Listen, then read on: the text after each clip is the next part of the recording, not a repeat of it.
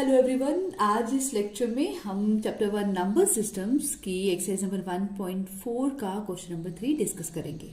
तो पहले इस क्वेश्चन को पढ़ के समझते हैं। ये क्वेश्चन कहता है, recall pi is defined as the ratio of the circumference से C of a circle to the diameter से D, that is pi is equal to C upon D. This seems to contradict the fact that pi is irrational. How will you resolve this contradiction?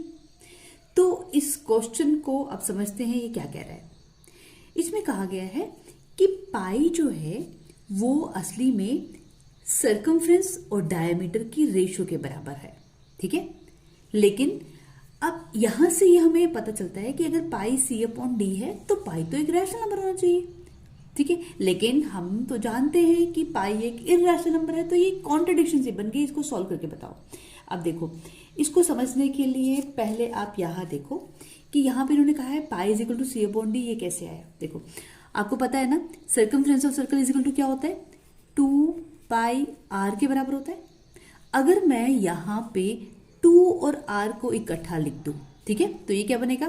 Pi into 2r, C is equal to pi into T R, sorry 2r, तो C is equal to pi into D. ऐसे वो लिख सकते हैं हम, 2r is equal to D होता है क्योंकि diameter is equal to twice of radius, ठीक है।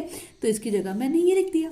अब हम अगर चाहें तो पाई को यहाँ अकेला रहने दें, ये डी यहाँ आ जाएगा, तो pi is equal to C upon D आ गया ना, है ना। तो यही चीज यहाँ पे कही हुई है कि pi is equal to C upon D होती है।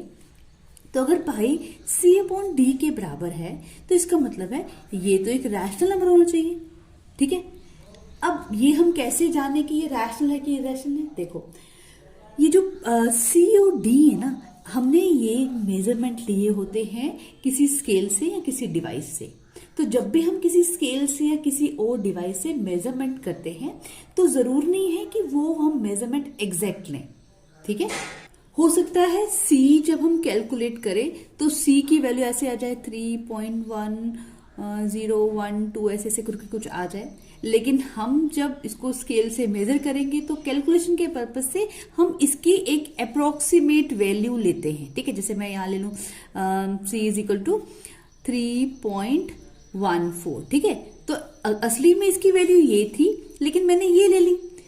तो हम इस तरह से क्या करते हैं, जब भी हम सी या डी मेजर करते हैं उसकी कैलकुलेशन के पर्पस में अप्रोक्सीमेट वैल्यू लेते हैं ताकि कैलकुलेशन इजी हो जाए।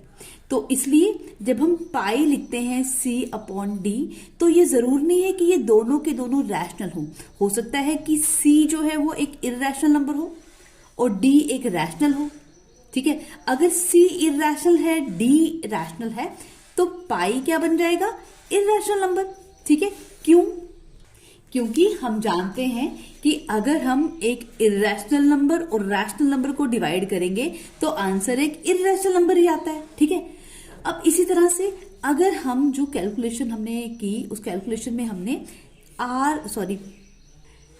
अगर हम डी की वैल्यू लेते हैं एक अप्रोक्सीमेट और डी असली में एक इर्रेशनल नंबर हो, तो इसका मतलब हो गया कि जो सी हो सकता है एक रैशनल नंबर हो। तो अगेन अब एक रैशनल नंबर और इर्रेशनल नंबर को डिवाइड करो तो भी जो आंसर आता है वो इर्रेशनल आता है। इसका मतलब हो गया कि अगर डी जो है वो हो इर्रेशनल और सी हो रैशनल तब भी पाई की वैल्यू इर्रेशनल आ रही है, ठीक है।